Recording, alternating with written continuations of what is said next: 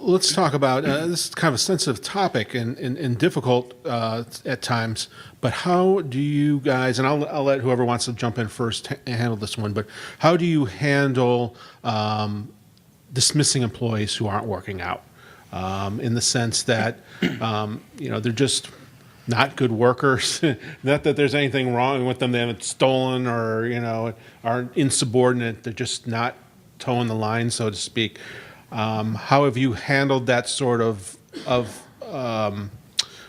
process? And have you ever kept on an employee too long? Stephanie, go ahead. Whoever. Oh, great. No, we actually haven't really had that situation recently with, improving our culture. We've really retained most of our people. But I think something I heard that when I was here last year, I think maybe it was Troy or David, but when you have a good culture, the people kind of work themselves out of the company if they're not the right fit.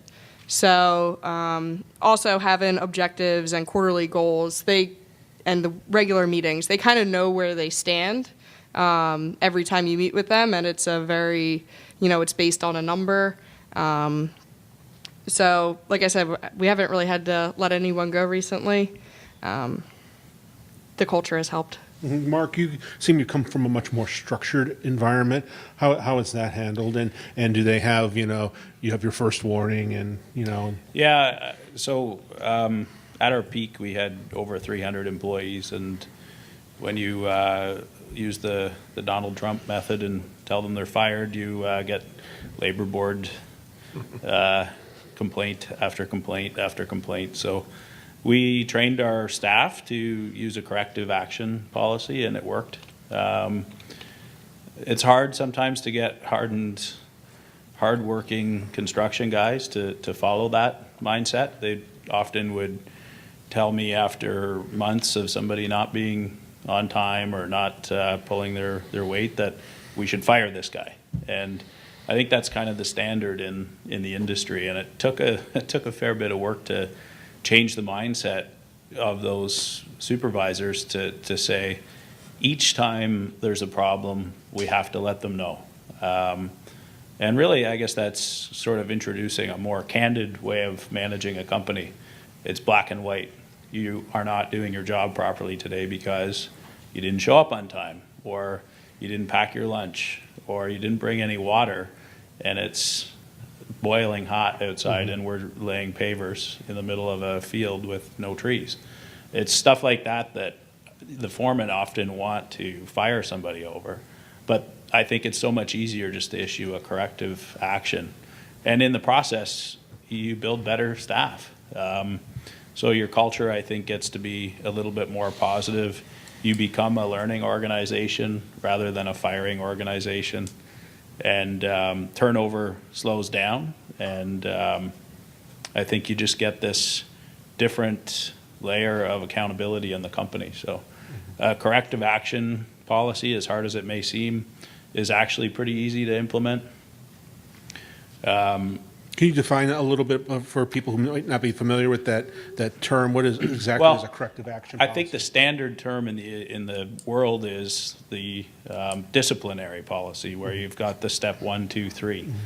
We've never really defined it as 3 strikes and you're out. We've just said it's a corrective action policy. So what happens is we have forms on our phones. So the foreman basically fills it out. We have an email address for every employee. So they just enter the employee's name from a drop-down list. They describe the action that needs to be corrected. That automatically goes to HR. It automatically goes to the employee who is being corrected, and the foreman gets an email copy of it as well. So it's just, kind of documenting a conversation. And often foremen aren't good at confronting employees. They're not trained to do that. So they don't. They just don't say anything. Where at the end of the day, when they sit down to do their paperwork, they'll probably write it. And often then it generates a conversation the next day about it. But if it's done in a positive way, and if I believe in that term corrective action, because that's the foreman saying, hey, I want you to be a better employee. I want you to be beside me. I want you to understand what it takes to work efficiently, safely, whatever it happens to be. And this is how we communicate here. So it's worked for us. Jerry, Mark explained his approach really, really well. How do you though approach and manage through those gray areas when it comes to an employee's performance? When it's not so black and white, and you get a lot of people who are like, "Oh, that's how Joe is." He just shows up without water. How do you get beyond that and just say we can't support that anymore? It sets a bad example, even. So first and foremost, we hire people, right? So, they need to be treated with respect at all times. And sometimes the most humane thing to do is to let somebody go, especially if they're going to, violate core values or be toxic to your culture. It's just time to go. What we find is most issues where we have to kind of roll out a PIP. We call it it's a PIP. It's a performance improvement plan. Is where we're just documenting something that we didn't like. And it's a lot easier to have those type of discussions with an employee versus sitting them down, telling them you're writing them up, which has a negative connotation to it to begin with. But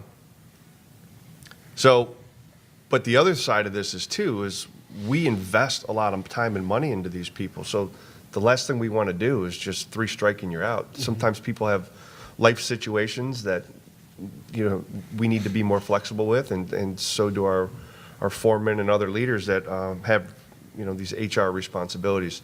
We too also, although a PIP can be implemented by a foreman, it can be implemented by an operations manager.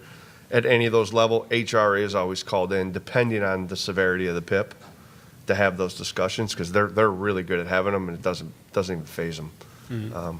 But that's the thing that we find the most difficult too, like Mark said, is our guys don't want to have those difficult discussions. So a lot of times things are just let go to the point where we reach, a boiling point, and then emotion spills into it, and it becomes messy. So we are absolutely mandate that the managers follow a PIP program.